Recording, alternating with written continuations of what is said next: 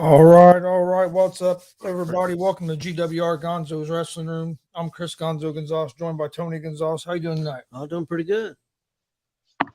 Yeah, we're doing good. We have a big guest, pro wrestler out of Texas, T. Ray Watford. What's going on, Yes, T. sir. Ray? Hey, good evening, you guys. Good evening.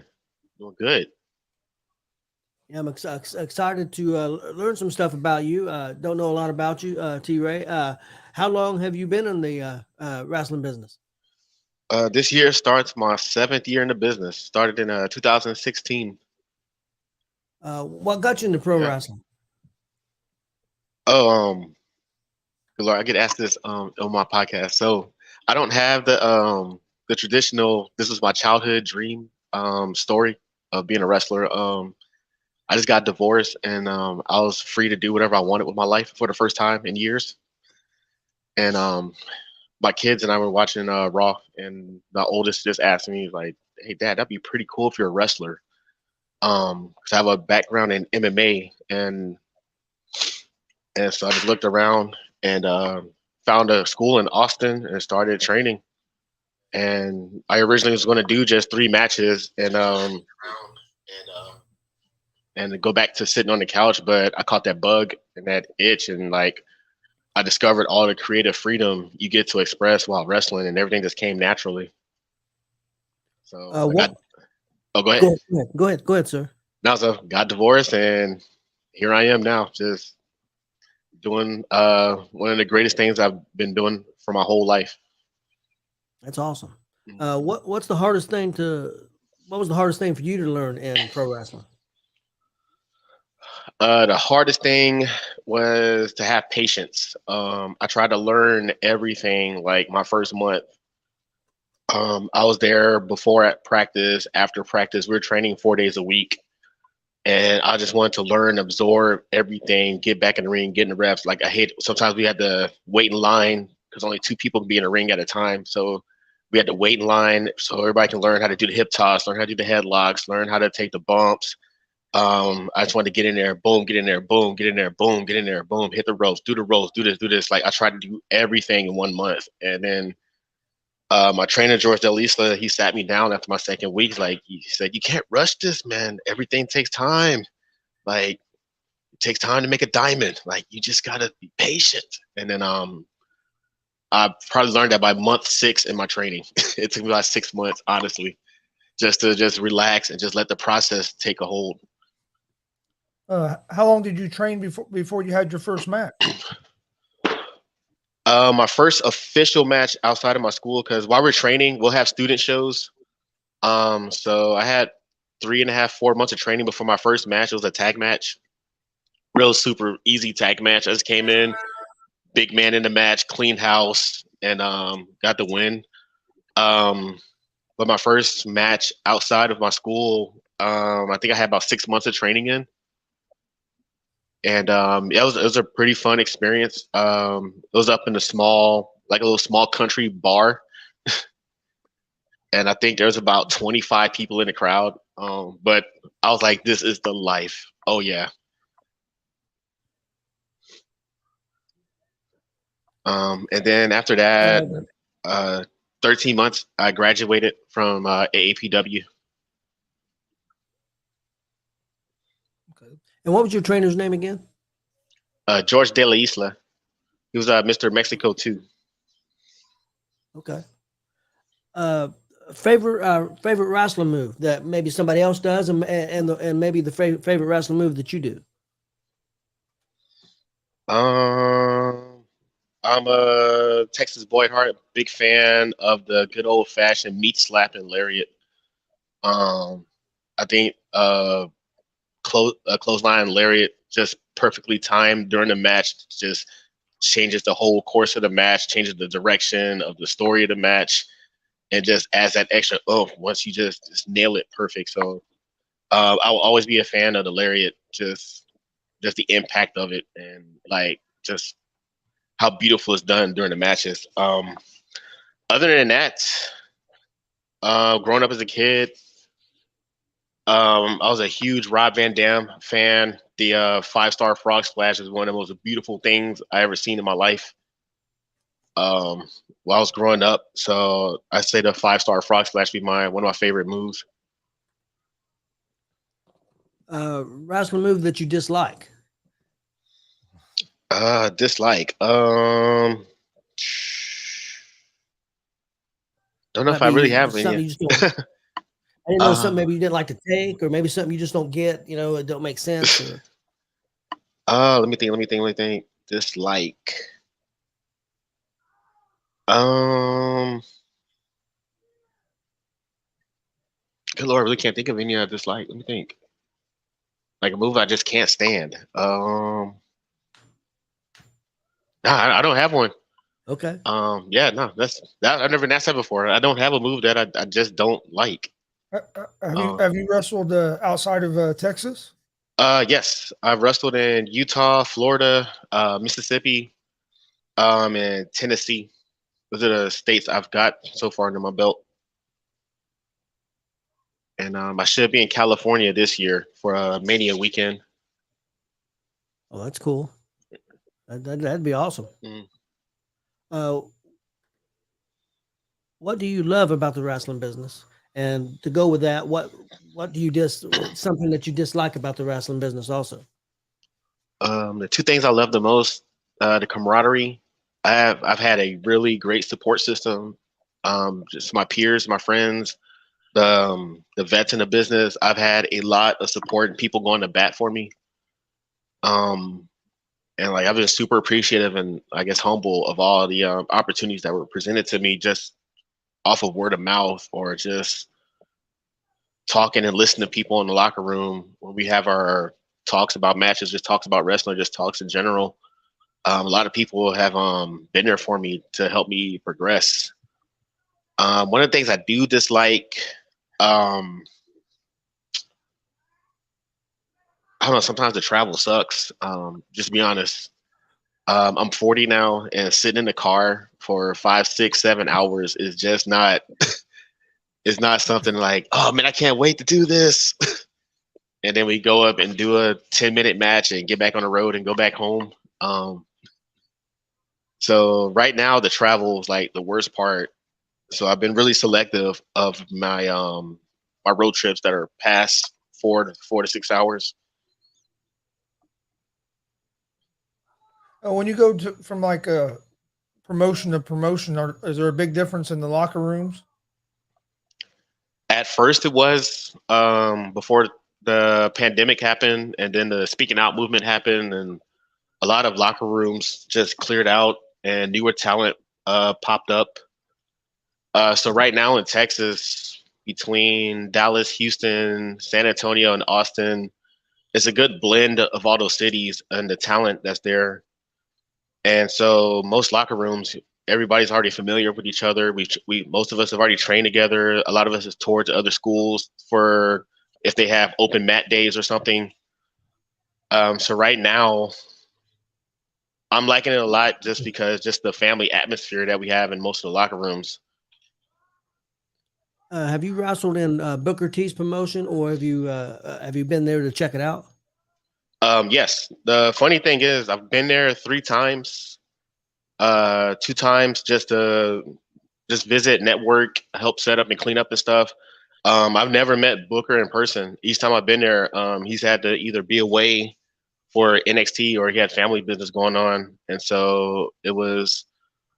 Bruce Pritchard was there one time. His producer Kevin was there, and Miss Charmel, by the way, sweetest woman in the business, just sweetest lady that you can ever hope to meet. By the way, um, and then they brought me in for a show to do a tag match against their tag team champions they had at the time, and just came in, did my thing. They were happy with the match, and they said, "Hey, we'll get back with you." And Awesome. so, yeah. We had a Marcus Fine said, "What about Stone Cold?" I think he's wanting to know if you got to meet him or do anything since you're there in Texas. No, I think Stone Cold, his ranch is like out in the middle of Yeah, nowhere. yeah, he's out. Yeah, Yeah. You gotta have a whole tank of gas to get to where he's at. I have wrestled twice in Victoria though. interesting city to wrestle in. It's just it's one of those towns where there's like really nothing there. So when a wrestling event goes on, like that, the whole town is there. But yeah, I've wrestled in Victoria, but I haven't got to meet him actually in person. So Have you had the opportunity to wrestle any names like that have been in the bigger companies? good lord, this list. I've had a feud with Tim Storm for a year and a half. We had a feud going. I wrestled LAX once. I wrestled let's see. Somebody else is signed. Ricky Starks. He was one of my graduation matches I had with him. Right before he went to NWA. Ace Austin. Wrestled him. That was a really fun match. We got to see him a couple times here in Indiana. Yeah. Let me think. Thunder Rosa. I've been in the ring with her. That was another physical match right there. I think yeah, that's about it right now that I can think of off the top of my head. Yeah, we got to see Austin a couple times. He's pretty good. Yep. Yeah, I still can't figure out like where he hides his cards at during his matches. Like, he was doing the card trick gimmick. I was like, "Where do you hide these cards at, man?" And he was like, "I can't tell you, man. Like, just look out for it during the match." I was like, and he pops out the cards during the match. I was like, "Wow!" Like, we had another question from Marcus Fine. Said, "Old school question: are the Von Erichs still brought up in Texas, either at shows or at schools?" where the school I went to, we were instructed to study some of the Von Erich matches. If you're trying to be that super fiery baby face, just watch their mannerisms, watch their facial reactions, watch how they connect to the crowd. Just study some of their matches. There was a small tribute when the daughter, I think Lacey Von Erich, was helping running SWE, but they got caught up in some drama and closed down. That's pretty much been the only time, really. One thing that you would change about the wrestling business if you could? One thing I would change, I say go back to having it protected more. The business has been exposed a lot. Like you can look up so much stuff just on YouTube and on the internet and documentaries that have been made. I like the business when it was protected, and I have to like argue a lot with some of the, I guess, the old heads, the old vets in the business. Where I was like, "You guys wouldn't have survived back in our time. Y'all doing all this and all that." And I was like, we got social media, we got the internet now, and we got everything exposed about the business, and we're still like drawing people out to come watch wrestling. So I think that in itself is amazing. Like with all the information about wrestling right now, that we're still able to perform and do this for people if they still want to come out to watch us perform and still give them that believable factor. That's a good point. I didn't think of it that way. Mm-hmm. Yeah, so I'd like the business just to be protected more, but like the cat's out the bag, and you can just look up wrestling like anywhere. Any people you would like to work with that you haven't had the opportunity to yet? Good Lord.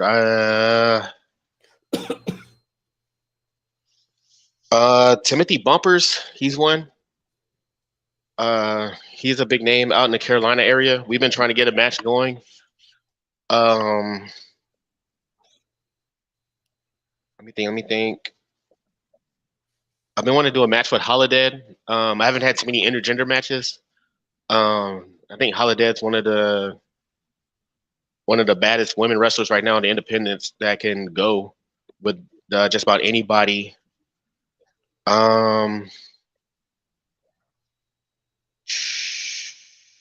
Jeff Cobb's another one, just to have a good big man match.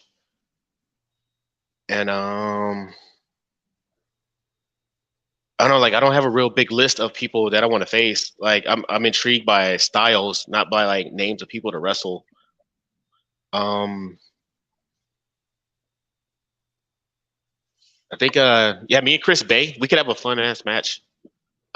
We've been in the locker room several times. We talked about trying to get something together. Just schedules haven't lined up, and then the big Texas dream match I've been trying to get pulled off was with me and ACH, but he's been off and on, semi-retired or taking time off. So I don't know if it's ever going to happen. Is there a lot of different promotions, independent promotions there in Texas? I know, like here in Indiana, Mm, especially after COVID, it seemed like after the pandemic, even a bunch more kind of sprouted open. But mm. there's a bunch of different ones. Is it like that in Texas as well? Yeah, there's way too many promotions in Texas right now. But it has its, I guess, benefits. We shoot to work for the bigger promotions in each city.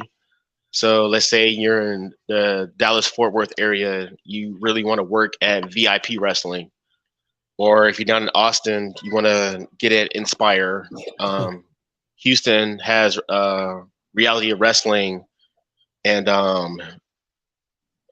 New Texas is also running over there, and Premier Wrestling Federation. Those would be the top companies working in Houston. San Antonio has River City Wrestling. You kind of want to aim to shoot for the top companies in each city, but work your way up and build your name. Work in the smaller companies. That would probably be the only benefit, but it kind of waters it down when you're trying to negotiate your booking fees with companies, Yeah, I because can they're see like, that. yeah, it was like, hey, why would I bring you in for $125 and I can get a guy that's athletic like you and he'll just come in and work for 60, 75, and we're like, crap. Well, I'll go work somewhere else then, because in Texas there's always somewhere else to work. Any promotions you would like to work for that you haven't had the opportunity yet? This year my goal was to get a little highlight package made. I think I've kind of put together a good, I guess, package to present. I want to get up to freelance and Defy, and also want to get out to St. Louis Anarchy. Some of the Texas guys have moved up there and done work for them, so I also want to get up there as well. Just get a carload of guys and just go up there. And right now, those three are on my list for the year. Favorite match that you've had and Oh, favorite opponent? I'm gonna make some people mad. Oh. My favorite match. Um, Good Lord, I just had.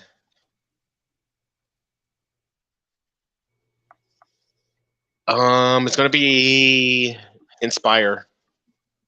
We just did a fatal four-way last year with myself, Rachel Rose, Great Scott, and the Void, a character in Inspire. We had a fatal four-way elimination match to establish. It was all four of us were champions, and it was just to establish the rankings of who's going to be the top champion in the company.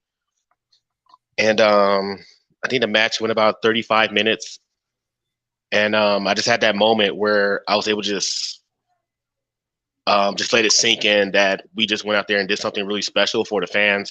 Standing ovation at the end of the match, and it was just one of those like crazy nights where everything just fit perfectly. Right now, I got two favorite opponents. One, good Lord, I'm gonna get in trouble. All right, one, Brian Keith. We had a match last summer at a show that was actually themed after me. It was the Ray of Sunshine pool party. It was a little summer event we put together for Wrestle Rave. It was me, myself, and Brian Keith. We put on a 20, 25-minute match, and it was physical. The fans were eating up everything. And then my match I just had 2 weeks ago with G.W.R at in Austin. He just flew in, and it was one of those things where you understand that you don't have to speak English with or know how to speak your opponent's language to put together a great match. Wrestling's a universal language. If two guys are trained, they can go in there and just beat the piss out of each other, honestly, because that's pretty much what we did. And yeah, he spoke very little English. A lot of our communication was just boom, boom, I hit, boom, boom, and that was it. But we went out there for about 18 minutes. We had an 18-minute match, and it was like just pure amazement. Just I didn't have that feeling that I needed to hang with a New Japan guy. Like I was out there and we just put out the match. He didn't have to slow down for me or have to limit himself. I guess to my level. Like we just went out there and just did it. And so that was like a big proving moment for myself that I don't have to prove that I can hang with people, that I know I am that good in the ring. Do you have a favorite pro wrestler? All time or right now? Both. Right now, my favorite wrestler is Kyle O'Reilly, actually. I think Kyle O'Reilly, he's one of those guys that he can do a match with literally a ketchup bottle and put on an amazing match and make it believable, make it engaging. He can do comedy, he can do the shoot fighting style, go out there and put on a 20-30 minute match. Like he's one of like the best workers I like watching and studying, and just his facial reactions, the selling. All time would have to be Mr. Perfect and Kurt Angle, honestly. I don't think too many people have been able to gravitate and just pick up the business like Kurt Angle did when he first started. And growing up, like Mr. Perfect was like the guy that I just loved watching. Like everybody's watching Hogan, they're watching the Ultimate Warrior, Sting, and all of them. I'm like, I'm watching wrestling. I'm like, Mr. Perfect is literally a perfect wrestler. Like, yeah. I was gonna say I was big fans of Mr. me Perfect too. and Kurt Angle. Mhm. I've done a lot of amateur wrestling. We both of us coached amateur wrestling as well. So just the story of Kurt Angle through amateur wrestling all the way through pro wrestling. Yes, I always followed him. Yeah. Best decision you made in your wrestling career, and also the worst decision you made in your wrestling career. My best decision. My best decision was to, I think back in 2019, 2020, that was the first year I just said, I'm going to stop trying to, I guess, take advice from everybody on what I should do. And I just started betting on myself and just created my own lane in wrestling. Instead of trying to put on matches to make this trainer happy, make this person happy. Well, if I have this person review my match, I'll do this and this in the match just to make him happy. I just started working for myself pretty much. And it's like, okay, what's going to make me happy? What type of match would I want to watch if I study and watch my matches? And that was the best decision I made. I just stopped giving a damn what everybody was thinking about my matches.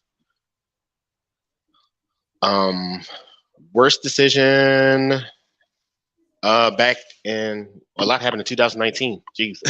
October 2019, I tore my knee. My worst decision was not taking the 6 months off to come back. I came back in 3.5 months. And coincidentally, it was the match with Ace Austin. Like I tore my knee that October. The match was in February, November, December, January. No, I did a match in January for a smaller promotion, then came back and did the match with Ace Austin that February. So I came back 2.5 months from a torn meniscus and PCL and MCL all in my right knee way too soon. And I actually re-injured it and just rehabbed it myself instead of just taking that time off. Like I really should just took the time off to properly heal it, get the therapy going, and just come back better and just be back in actual ring shape instead of just trying to hide the injury. Best piece of advice you've been given when you got into the wrestling business? All right, so this my best advice. All right, we allowed to cuss? Oh, Yeah. Yep. Yeah. all right. So I Yep. wasn't too sure. Scott Summers is a Texas wrestling legend down here. He had brought me into a company called Branded Outlaw Wrestling back in 2018. I was still getting my feet wet. I was still like going out, just hopping into cars and just trying to get my reps in at each shows. And he brought me in down there because he was helping with the booking down there. And I had did a match against a guy that was like significantly smaller than me. I was like 240 at the time, and the guy was like 180. But I was in there doing cartwheels and rolling leg drops and like all these aerial moves I was doing at 240 pounds. And then Scott pulled me to the side, like, "What are you doing out there?" And I was like, "I'm just doing the stuff that I'm good at doing that I can." And he's like, "Look, you're a big black motherfucker. I book you down here to do big black motherfucker shit.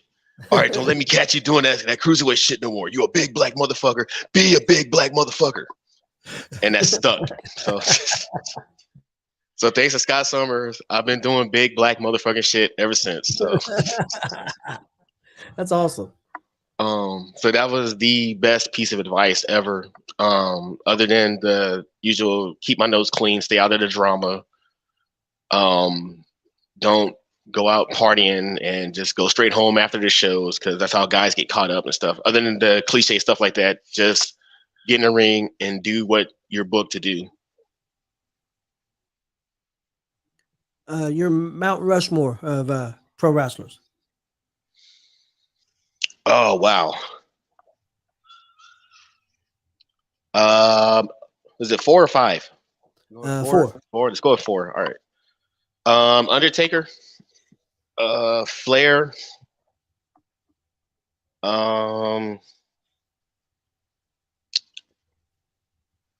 good Lord, Undertaker, Flair.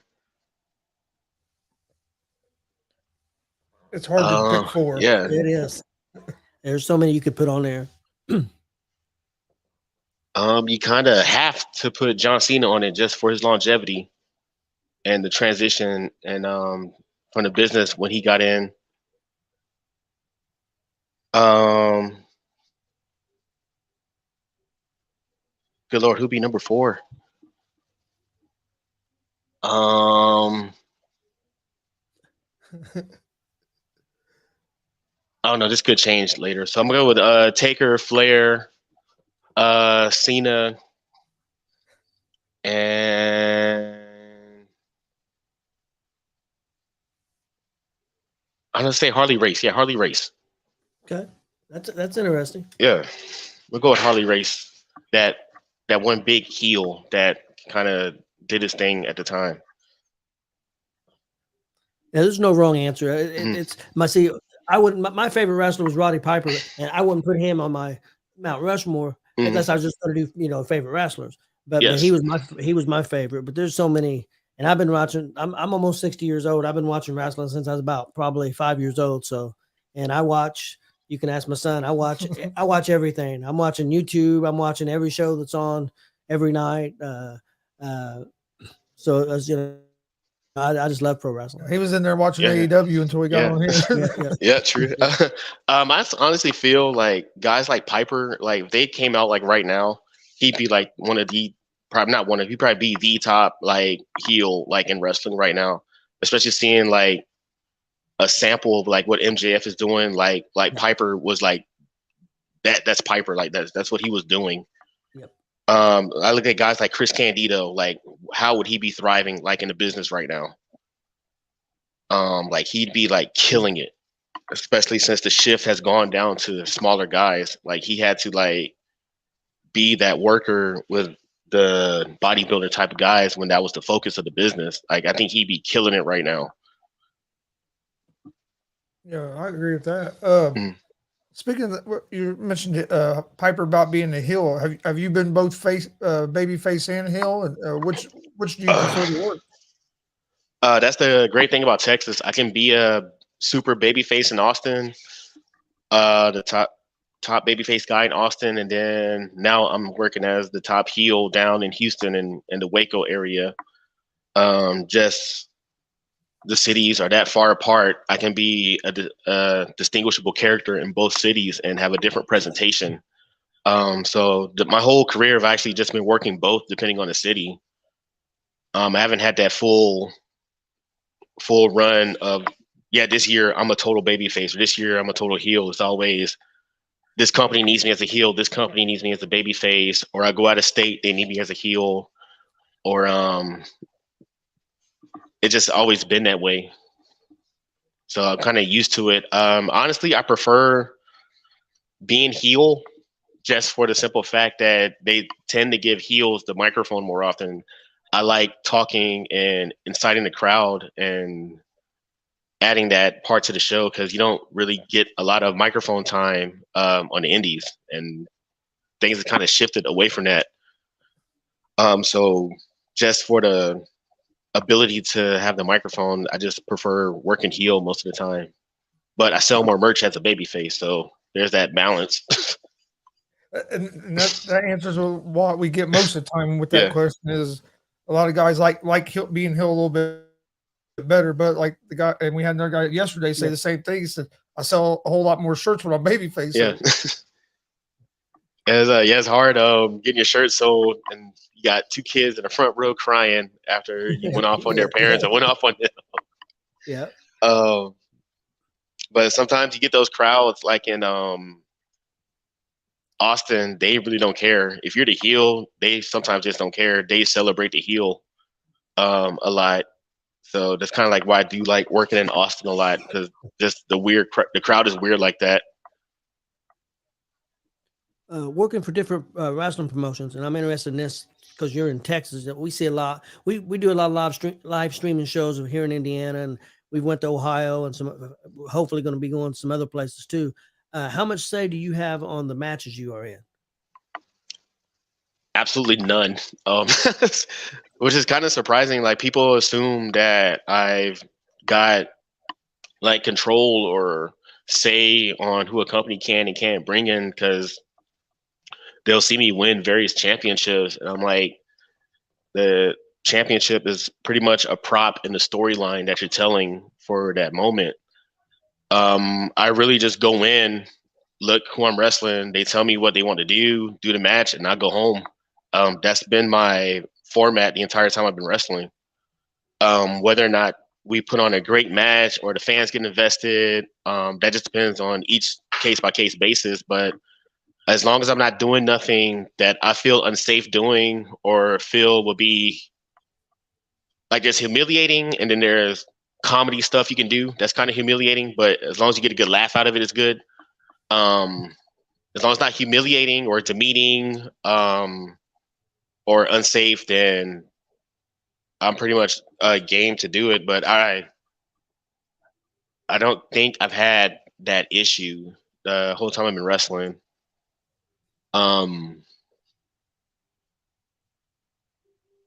No, I haven't had that issue where it's like, no, I'm not doing that because it's either unsafe or this is too stupid to do. So I've been very fortunate in that instance. Toughest match that you've been in, whether that's just been physically or things didn't go well. It was just a tough match, or also the easiest match you've been in, where just things were just everything just went great and just just a perfect flow. Toughest match.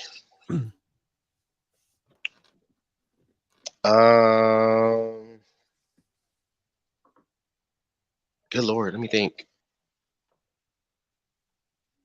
My toughest match probably it didn't have to do with what could have went wrong in the match. It was just everything that surrounded it. My trainer had his retirement show back in 2018, and that was actually my match with Ricky Starks. That was one of the few matches that I put so much pressure on myself that it has to be perfect. Everything has to be perfect. Every step I take, every move I make, everything has to be perfect for his retirement show.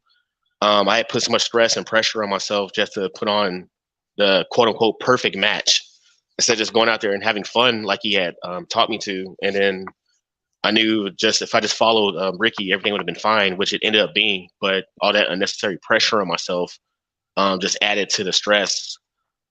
I can't really think of like I've been fortunate to have like really great opponents my whole like time I've been wrestling. I can't really think of a match that was just a tough time getting it done or put together, because even when things kind of go wrong in the match, like I'm able to cover up before it gets noticed, or they're able to cover it up, or we're able to do something and just talk about what went wrong in the back. I haven't had that moment of just things just went off the rails. Marcus Fine asked, do Texas fans get out of hand depending on the outcome of matches or situations? Yes. There's some of those one stoplight towns that you need to pack your bags and get out of town before they find out where your car is at in the parking lot. One of my friends, he's had a few riots pop off in one of these either back barn shows or these country bar shows, just messing with drunk old people in the crowd. And I've heard some stories in East Texas with some of the black wrestlers that went out there and they just had like, hey, get your stuff, let's go, we got to go.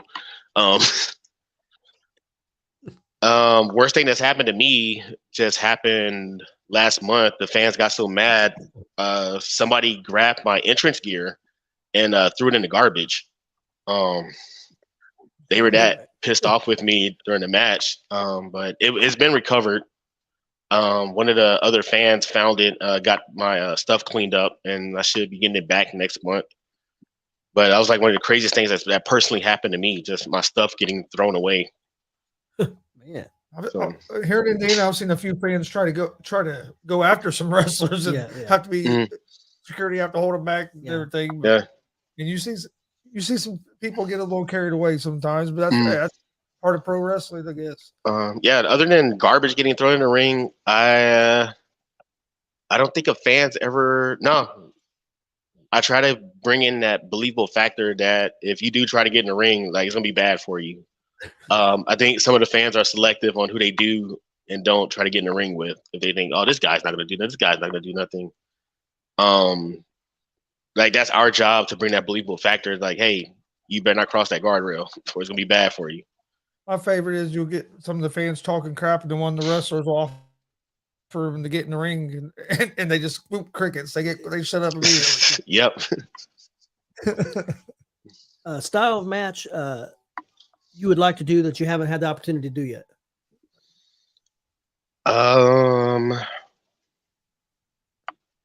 Let's see. I need more intergender matches to my resume. I haven't been able to do too many intergenders. I don't know if it's just because of my size or just the women wrestlers that are available in the schedules. Like last year, I don't think I had one, and I had one in 2021. It was a 6-person tag, actually.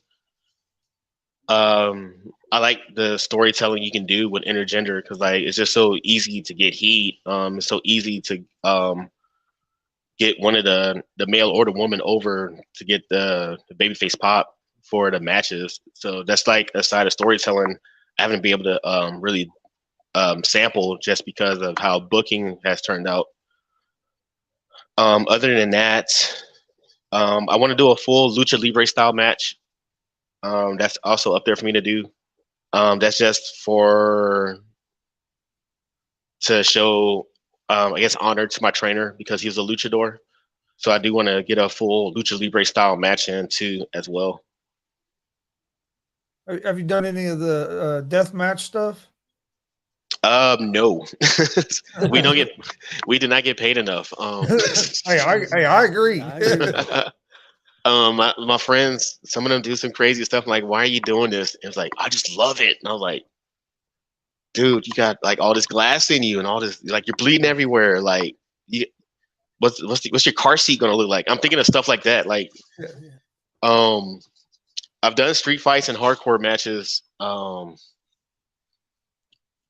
but it was very tamed. Just ladders, chair shots, stuff on the stairs, tables, doors. But I haven't done I've done teases for barbed wire, but never actually used or been hit with barbed wire or the light tubes and stuff. And actually, I do have my own gimmick match. Actually, 2 gimmick matches named for me: the Wish a Motherfucker Would Street Fight and the Last Motherfucker Standing match. So I do have those under my my resume. So, do you have any hobbies? You're probably pretty busy, so I don't know. Let's see.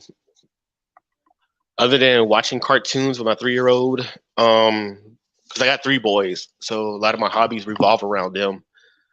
My oldest is playing basketball, so I get to go watch his games before my shows, or when I'm on and off at work, or watching cartoons with the baby. Play a few video games, go to the gym. Me and the wife will do trail walks. We just moved to San Marcos, so there's a lot of trails out here in the area between here and Austin that we want to do. Yeah, I try to relax as much as I can. I'm 40 now, so all my wild stuff is done. I'm not going out to the clubs or doing weekend benders where I start drinking at Friday and I'm done Sunday. I'm just at home most of the time. It gets a little rougher to do when you get when you're 40. Yeah, you don't recover no more. You're like, fuck, I'm still drunk and I'm sore and I don't know why. Also cooking. Cooking is one of my biggest hobbies right now. I like finding recipes and just throwing them on a grill or just getting in the kitchen and just cooking random meals just to have different stuff instead of your week to week. Tuesday night we gotta have this, Wednesdays leftover night, Thursdays we gotta have spaghetti, Fridays this. Just try to do a different spin on things. That leads into my next question. Do you have a favorite food? Favorite dessert is red velvet cake. Favorite food is a smoked bacon double cheeseburger. Sounds good to me. So, yeah. Nothing beats a juicy smoked burger. Just get the onions packed up in there, all the seasonings on there, and then smoke the bacon, have the bacon seasoned, and it's perfect. Get the buns toasted. Nothing like it. So in Texas, most of the promotions you guys get pretty big crowds? The bigger promotions, yes. I've wrestled in front of 5 people before, with 3 people in the crowd being other workers that rode with me. That's the worst show I've ever had. And also been in front of 3,000 people in Austin as the biggest crowd. It just depends on the area and the building. There's a building in Houston called the Premier Arena. It only holds about 250 people, but it's in a warehouse type of building. So once the crowd gets fired up and loud, it sounds almost 1,000 people are in there, screaming their heads off. Like that. We've been here in Indiana, and you find a lot of places like that. There might only be a couple hundred people in there, but the way the building is, it gets loud. Mm. And yeah, that energy in turns fires us up to keep giving more and more and more. Then other areas I think Row, I think their building holds about 400, 500 people when it's to capacity. It just depends on the size of the company and the building that they use to rent. Hey, T-Ray, it was a pleasure to meet you. I got to go to work, so Yes, I'm going to let Chris close out the show. Yes, sir. It was a pleasure to meet you. Great having you on. Hopefully you'll come back on with us. But I'll let Chris finish up. I got to go to work. All right, man. You have fun at work. I might be off for tomorrow as well. So a little cold front came in. Okay. So yeah, he works that third shift. So okay. Oh man, get you some energy drink, some coffee, man. Enjoy it. Noel, before we do get out of here, you got anything you want to plug? Maybe you got merch or anything you want to plug before we do get out of here? I'll have some new merch coming out next month. I got a few new t-shirt ideas coming out, but they'll be on Pro Wrestling Tees when they do. So I don't have them just yet. I have shows coming up in Houston and Waco this weekend, 2 title defenses. And then February 26th, another title defense in Austin. And that's pretty much it for this month. I'm trying to take a lighter schedule this year, so my body can heal up and just keep my ideas fresh, because I was burnt out near the mid last year. I was kind of burnt out working 3-4 shows a weekend. And so this year I'm trying to just focus on healing up and sticking to places where I got storylines going, just so I can stay healthy and give my 100% for them. Marcus said he's got a couple big shows coming up in the next few weeks. Marcus is a big fan of the show, but he's also a big fan of wrestling. He's like, we call him the super fan. He went to 69 shows this last or in 2022. Oh wow, that's a lot. Yeah, 69 independent shows. Heck yeah. Including like Indiana. I know he went to a couple in Illinois. I think he might have went to Kentucky, but yeah, him and his wife, they travel all over the state going to wrestling shows. Yeah. Oh yeah, we love the fans like that travel with you, that will travel across the strait to other states for you. Yeah, we love them. Because you don't get support like that from your own family. So those fans end up becoming extended families of yours. Yeah, like we go around and we live stream a lot of pro wrestling shows. Like we're going to be live streaming 2 different shows this weekend here in Indiana. Okay. But we see Marcus have 90% of the shows we go to. We see Marcus, so now we became real good friends. We meet up for lunch and stuff before the shows. But yeah, it's been fun. We got into doing streaming independent wrestling about a year and a half ago.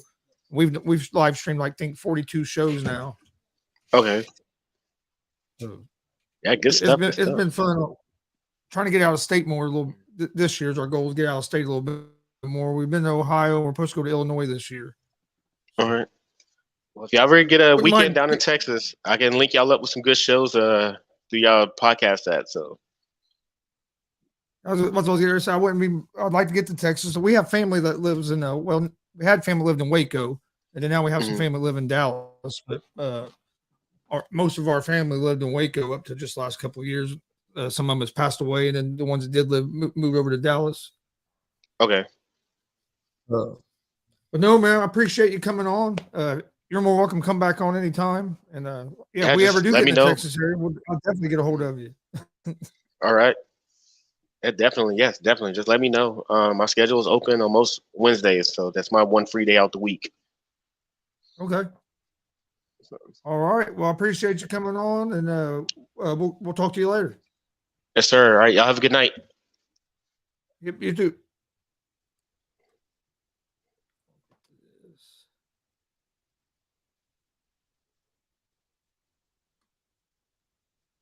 Before I do end the show, please hit that subscribe button on YouTube at Gonzo'S Sports Room and at the All Sports All Plays Network. Like and follow on Facebook, Twitch, Instagram, all at Gonzo'S Sports Room and at the All Sports All Plays Network. We appreciate everybody joining us tonight. We'll see you guys next time on G.W.R. Everybody have a great night.